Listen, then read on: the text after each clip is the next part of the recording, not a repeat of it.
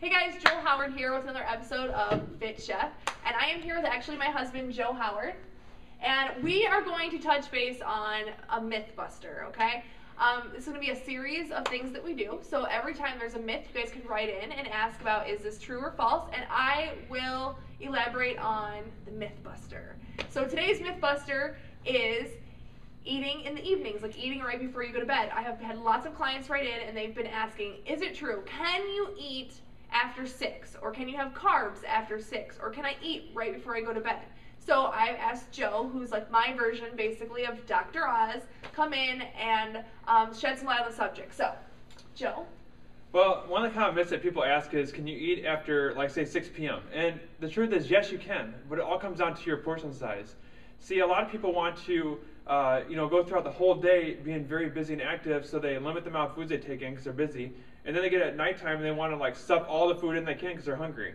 But truth is, if you actually eat larger portion sizes throughout the day when you're most active, you won't be as hungry at night, for one. And two, you actually can limit your portion size at night because you're least active, so you won't need to burn up as many calories. Also, what you might want to think about doing is incorporate more of a protein source and less starchy carbohydrates. Put in more fibrous carbohydrates such as vegetables, as broccoli, spinach, stuff like that, because they'll help with the digestion. They're not going to take long to break down. They won't elevate the sugar levels as much, so your chances of converting over to body fat is very slim. Plus, we're getting the chance to feed the muscle. One of the biggest mistakes that people make is they don't want to eat every 2 to 3 hours. So when you had that long gap from, say, 6 p.m. until the next day you wake up, your body's going through starvation or catabolism mode where it's going to eat muscle instead. And that's the one thing that we're trying to prevent. So you don't want to bust your butt all day long and work out and tear up the muscle mass. Because if you guys don't know, when you work out, you're actually causing muscle damage. So you need to feed it to replenish it. So if you're going through the night without feeding the muscle, then your muscle is going to diminish overnight, and then you're doing the reverse process you're trying to do. So the results you get is very slim. So basically, can you eat after 6?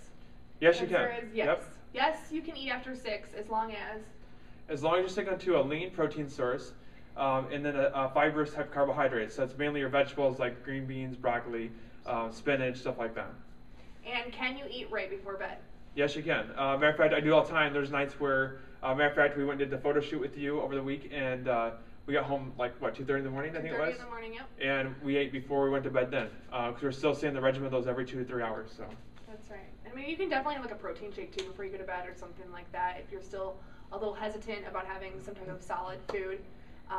But yeah, you can. Those are all myths. So yes, you can eat after 6. You can definitely eat before you go to bed. So just remember, those are myths. Don't get caught up in every little thing that you hear out there, because it technically could set you up for sabotage and failure down the road. So with that, I would like to say thank you to come and be You're welcome. a guest blogger. And you will be seeing lots of him in the near future. So please leave a comment down below. And if you have any other questions about myths that you've heard out there, I would be glad to shed some light. So definitely write in with those questions. And we'll see you next time on The Fit Chef. Bye, guys.